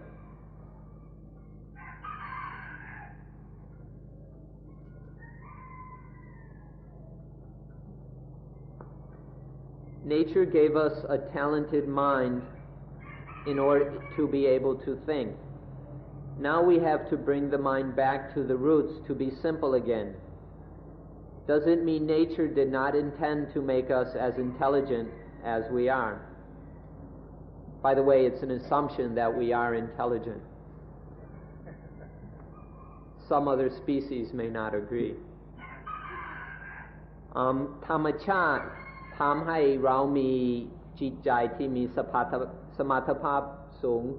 เพื่อที่เราจะคิดได้เดี๋ยวนี้เราต้องการที่จะให้จิตนี้กลับมาสู่รักฐานเพื่อมันจะเรียบง่ายอีกต่อไปอย่างนั้นมีความหมายว่าธรรมชาติไม่ต้องการที่จะให้เราฉลาดเหมือนที่เรากำลังฉลาดหรือยังไงข้อนี้มันขึ้นอยู่กับคำพูดที่ใช้เมื่อเราพูดว่าเรียบง่ายนะมันไม่ได้หมายความว่าโง่ลงหรือต่ำลงหรือเป็นธรรมดาสามัญลงไอ้เรียบง่ายนะมันหมายถึงถูกต้องที่สุดฉลาดที่สุดถูกต้องที่สุดการที่เรามานิยมเรียบง่ายนี่หมายความว่าเราฉลาดกว่าแต่ก่อนซึ่งชอบไอ้ความลักษณะต่างๆอย่าเข้าใจอย่างนั้นเราต้องถือคำว่าถูกต้องมันไม่ได้อยู่ที่ว่าเรียบง่ายหรือว่าอยู่ที่ว่าฟุ่มเฟือย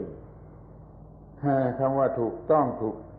นี่หมายถึงมันไม่มีปัญหามันไม่มีความทุกข์ธรรมชาติมันมีให้ทุกอย่างแหละทั้งฝ่ายโง่และทั้งฝ่ายฉลาดแล้วแต่จะถือเอาแล้วแต่จะถูกแวดล้อมให้เป็นอย่างไรธรรมชาติไม่ได้ตายตัวว่าเป็นอย่างไรมันมีให้ทุกอย่างเราจึงเลือกเอาชนิดที่ว่ามันถูกต้องสำหรับจะไม่เป็นทุกข์ถูกต้องสำหรับที่จะสันติภาพและสงบสุขนั่นคำว่าเรียบง่ายเสียอีกจะปรับจะเป็นสิ่งสูงสุดรู้จักใช้ธรรมชาติมากที่สุดจึงจะพบความเรียบง่ายเป็นธรรมชาติในระดับสูงคือไม่มีปัญหาไม่มีความทุกข์ขอให้ปรับปรุงคำพูดที่ใช้พูดหรือใช้ศึกษากันเสียใหม่ปัญหาอย่างที่ถามนี่ก็จะไม่เกิดขึ้นมา First, the translator would like to point out that in this question there's a mixture of both what is being taught here and your own interpretation of the teaching. This has been true in many of the questions where there's a mixture of what we're saying and what you're saying. And so this often leads to some confusion. For example, we don't necessarily say this is something about going back to one's roots. And so adding these little things can lead to confusion. It helps to be careful about this, both in formulating your questions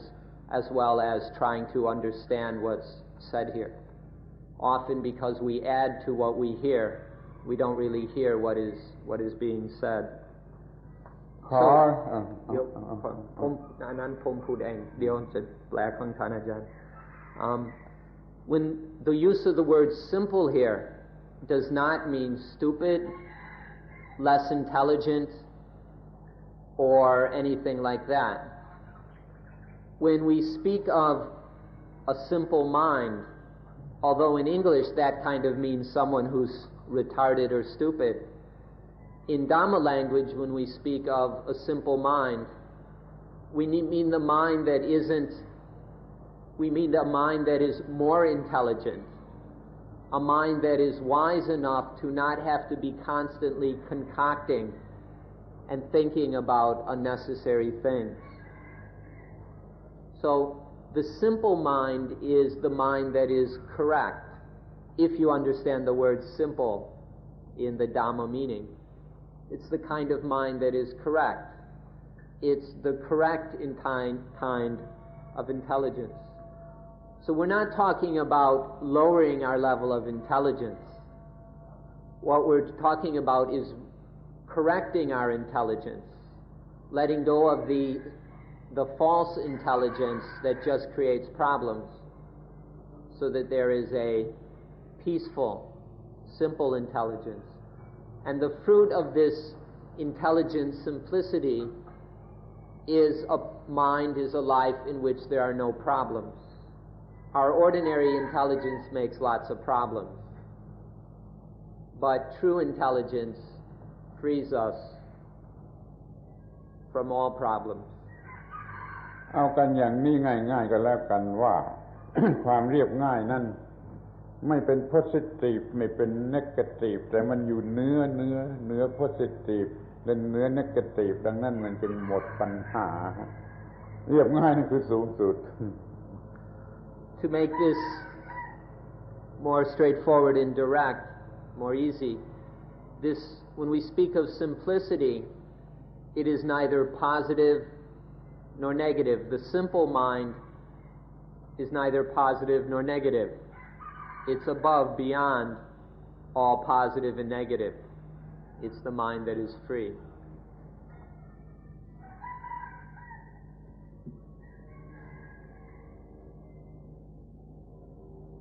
There is no proof for the existence of a self. What is it then that keeps the individuality of a person in one body together? ก็เป็นอันว่าไม่มีทางที่จะพิสูจน์ว่ามีตัวตนถ้าอย่างนั้นเพราะฉะนั้นอยากจะถามว่ามีอะไรบ้างที่จะทำให้อัตภาพนี้ร่วมเป็นสิ่งที่สมมุติเรียกว่า person หรือบุคคลทำยังไงที่อัตภาพนี้มันจะร่วมกันเป็นอยู่ในร่างกายนี้เป็นชีวิตหนึ่งนั่นก็เกี่ยวกับคำที่พูดอีกเหมือนกัน ภาษาอินเดียนะฮะเรียกว่าอัตตาตัวตนเรียกว่าปุริสะก็คือบุคคลเรียกว่าสัตตะก็คือสัตว์ซิโนนิมของคำว่าอัตตามีมากมายเหลือเกินล้วนแต่แสดงไปในทางที่ว่ามันมีตัวตนอย่างละเอียดหรืออย่างลึกซึ้งหรืออย่างโง่เง่ามันมีตัวตน พุทธศาสนาเกิดขึ้นเพื่อจะบอกว่าไอ้ความรู้สึกว่าตัวตนนั่นมันเป็นผลของอวิชชาคือไม่รู้จักสิ่งนั้นตามที่เป็นจริงทางฮินดูหรือทางพุทธศาสนาก็เหมือนกันยอมรับว่าถ้ามันเป็นตัวตนมันต้องไม่มีเกิดไม่มีดับถ้ามันเป็นตัวตนมันต้องไม่มีเกิดไม่มีดับเดี๋ยวนี้มันยังมีเกิดมีดับอยู่นั่นมันจึงเป็นตัวตนไม่ได้เหตุผลอย่างอื่นยังมีอีกเอาแต่เพียงว่าต้องไม่มีเกิดต้องไม่มีดับทั้งสิ่งที่เรารู้จักกันมันมีเกิดมีดับความดีความชั่วความสุขความทุกข์มันมีเกิดและมีดับจึงเรียกว่าไม่ควรจะถือว่าเป็นตัวตนคือจะไม่ได้ไปหลงรักไม่ไป attach ไม่ไป cling to ไม่เป็นอะไรเหล่านี้แหละเป็นอุบายมากกว่าเป็นอุบายเป็นอาร์ตหรือว่าเป็นอะไรก็จะแล้วแต่จะเรียกที่จะทำให้ไม่เกิดความทุกข์นี่เป็นเทคนิคสูงสุดที่จะทำไม่ให้เกิดความทุกข์ถ้าชอบอาร์ตก็ถือว่าเป็นอาร์ตสูงสุดที่จะทำให้ไม่เกิดความทุกข์คืออย่ามีความรู้สึกยึดมั่นถือมั่นเป็นตัวตนเมื่อมันมีความทุกข์จนตายมันก็พอแล้วไม่มีความทุกข์ไปจนตายมันก็พอแล้ว This question also is mainly a problem of language. The questioner uses terms like individuality and person, which are really just synonyms for the word self. In the Hindu teachings, the word for a person is purisa. And there's another word, sattva, which means being, a being. There are many other synonyms for the Atman, or the Atta, for self, in the Hindu teachings. So, words like individuality, person, self, soul, true self, these are all just synonyms. Now, in Buddhism, it's recognized that these concepts about self arise from ignorance. And that once these concepts of self arise, then they lead to dukkha. Now, in Buddhism, or both Hinduism and Buddhism agree on one point, that if something is truly a self, then it doesn't arise and it doesn't pass away. It isn't born and it doesn't die. Both teachings agree that if something is genuinely a self, it can't have any arising and any passing away. It can't change.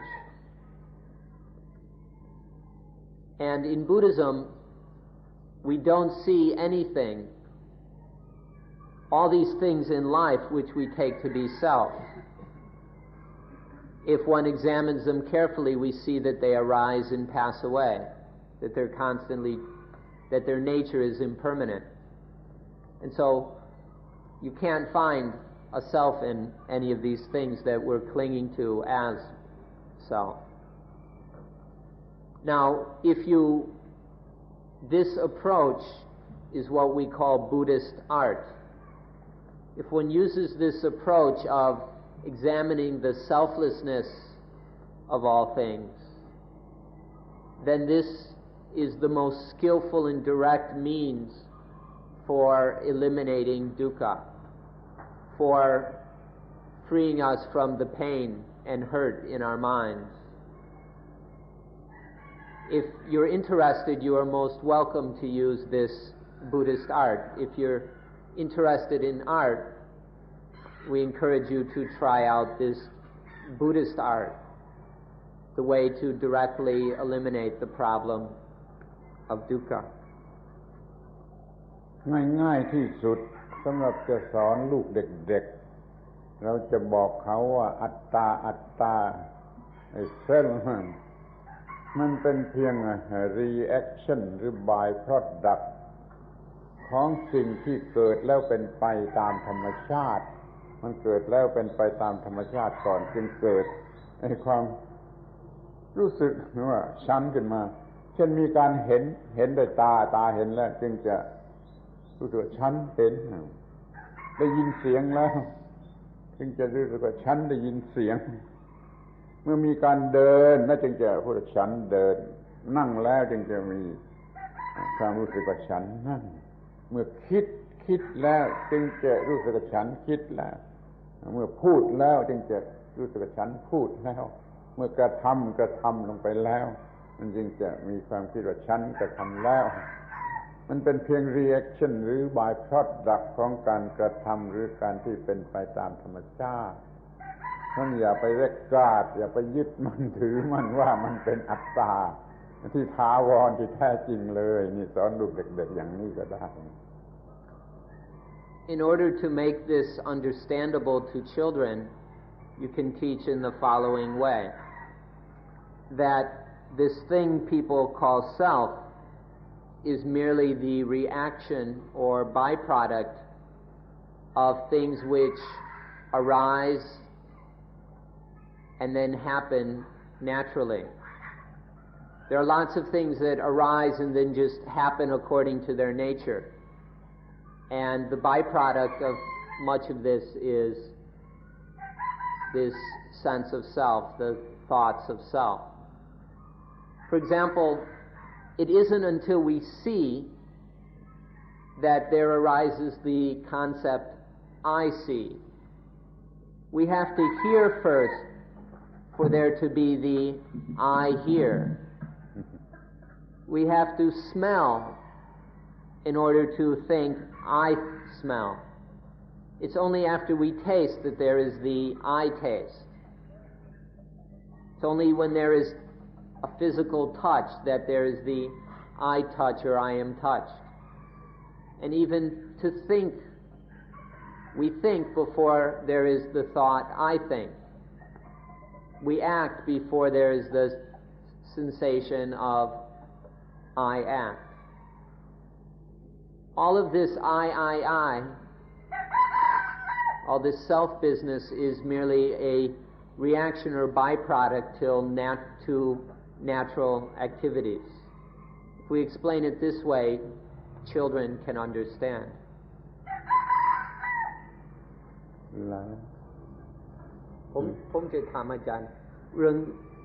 I'd like to follow up on this question. In Buddhism, there is one thing which we call nibbana, which has no beginning and has no end. It isn't born, it doesn't die. It neither arises nor passes away. And it's the only thing that Buddhism holds to be not impermanent. Yet the Buddha insisted that even this was not self. I'd like to ask Ajahn Buddhadasa about this. Makini Ajahn บอกว่าทางฮินดูทางพุทธก็เห็นอย่างเดียวกันในเรื่องว่าถ้าเป็นตัวตนต้องไม่เกิดไม่ดับแต่ในพุทธศาสนาก็มีสิ่งหนึ่งซึ่งไม่เกิดไม่ดับก็เรียกพระนิพพานอย่างไรพระนิพพานไม่ใช่ตัวตนในพุทธศาสนาก็ไม่มีใครเคยรู้จักพระนิพพานแล้วก็ไม่เคยนิพพานถ้าเขารู้จักง่ายๆเขาก็จะเอานิพพานเป็นตัวตนเหมือนกับที่ว่าเราเดินแล้วเราก็รู้ว่าเราเดินเรากินแล้วก็รู้ว่าเรากินเขาไม่เคยสัมผัสพระนิพพานไม่เคยรู้จักพระนิพพานที่พระนิพพานนั้นมันอยู่เหนือการพูดนะว่าเกิดหรือดับเหนือความหมายของ positive และ negative ต้องเหนือการเกิดเหนือการดับแล้วก็ไม่มีความหมายที่จะพูดว่าเกิดหรือดับก็เรียกว่าจะต้องหุบปากเสียเมื่อจะต้องพูดว่านิพพานคืออะไรถ้าไปเอานิพพานมาเป็นตัวตนอีกก็คือผลของอวิชชาอีกก็มีปัญหาอย่างเดียวกันอีกก็จะเกิดความยึดมั่นถือมั่นยึดมั่นถือมั่นขึ้นมาในสิ่งนั้นยึดมั่นถือมั่นในสิ่งใดก็เป็นทุกข์เพราะสิ่งนั้นนั่นถือว่านิพพานอยู่เหนือคำพูดว่าจะพูดว่าอะไรภาษาบาลีเรียกว่าอัพพยากตาคือพูดไม่ได้ว่าเป็นอะไรอย่างนี้จึงจะเป็นพระนิพพาน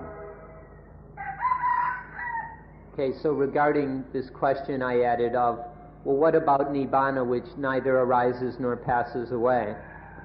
Is that then a self? And Panajan replied, for those who have not truly experienced nibbana, then they will take it to be self. Just the way that ordinary people take everything in life to be me and mine, if they think about nibbana, then they'll take it to be self. But nibbana, when there is true, full experience of nibbana, in that there is nothing that arises and nothing that passes away. Nibbana is beyond all birth and death, all making and all destroying. There are none of those things in Nibbana. And so in a full realization of Nibbana, there's just no room for this creation of I thoughts and me concepts. ถ้าถือว่านิพพานเป็นตัวตนก็เกิดอุปาทานอันใหม่ขึ้นมาทันที If one thinks that nibbana is self, then that means that another attachment has just been born. To think of nibbana or speak of nibbana in terms of self is a result of attachment. แม้คำว่าพระเจ้าพระเจ้าก็เหมือนกันต้องเป็นสิ่งที่พูดไม่ได้อธิบายไม่ได้ describe ไม่ได้ว่าเป็นอะไรจึงจะเป็นพระเจ้าที่แท้จริง Now, when we try to describe nibbana, the best response is to shut our mouths. In the Pali language, this is called apayagrita, which means ineffable or undescribable. Truly, there is nothing we can say about nibbana. We can't really put it into words. But most people, when they try to talk about it, end up trying to make some kind of me and mine thing out of nibbana. It helps to understand that nibbana isn't a thing the way we think about things usually being. But since most of us try to get nibbana or think about nibbana as something, then this leads us into error. But in fact, nibbana is ineffable or indescribable. You can't really say anything about it. The same is true for God. The genuine God or the true God is also ineffable, undescribable. One can't really say what God is, and our attempts to do so distort it. Okay. ขอขอบพระคุณเป็นอย่างยิ่งในการที่ท่านทั้งหลายเป็นผู้ฟังที่ดีคือฟังด้วยความอดกลั้นอดทน2 ชั่วโมงแล้วและวันนี้ขอแสดงความยินดีพอใจเป็นพิเศษจากคำถามทั้งหมดนี้ที่ถามนี้แสดงว่าถามในเรื่องที่ควรจะถามนี่คือเป็นหัวใจของไอ้ธรรมะของศาสนาคือเรื่องอัตตาเรื่องอนัตตาคำถามทั้งหมดเป็นเรื่องอัตตาเป็นเรื่องอนัตตาปัญหาเกี่ยวกับอัตตาอนัตตาเป็นปัญหาที่ควรถามแต่นี่ถามปัญหานี่กันทั้งหมดขอแสดงความยินดีความพอใจที่เราได้ประชุมกันอย่างนี้จะได้เป็นสิ่งที่ก้าวหน้าไปโดยง่ายไปสู่ความหมดปัญหาเมื่อไรก็ถึงที่สุดเนี่ยเมื่อนั้นถึงที่สุดแห่งปัญหาถึงที่สุดแห่งความทุกข์ขอแสดงความขอบคุณความพอใจความยินดีที่เราได้ถามตอบปัญหากันอย่างนี้ก็ขอปิดประชุมSo our time's up. It's past 7 o'clock and you've been sitting listening very attentively for 2 hours. So we'd like to thank you for your attention and for your effort. And today we'd especially like to thank you for the excellent questions. The questions today primarily centered on the essence of Dhamma. People weren't fooling around with irrelevant matters, but trying to understand the essence of Dhamma, that is anatta, not self. And so we congratulate you and thank you for this, and hope that your efforts to understand anatta will continue until you run out of questions. When you don't have any more questions, that means you don't have any more problems, and that's what we're hoping for all of you. And so we'll close today's talk. So we have some cool jasmine flowers for everyone. They're from the Ganikara tree, which comes from India. สัญลักษณ์ของธรรมะในภาษาคน This is a symbol of Dhamma in the people language. Okay. And is there anyone from New Zealand here whose name is Andrea Howie? I may pronounce it a little wrong, but either Andrea or Andera Howie from New Zealand. If there's anyone here by that name, please come and see me at the end of the talk. We didn't get to a number of questions, so I'll return them to Sister Dhammadina and maybe เหลือเยอะไหม Yet แต่ส่วนมากไม่ดีเท่าผมเลือก So I'll give them to her, and some of them she might be able to respond to in the next couple days.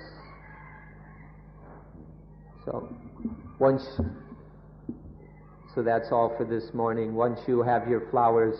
please have a nice, quiet, simple walk back to the meditation center. Walking without walker. Practice walking without a walker. If you've got a walker, you're welcome to leave it right here and just walk without it.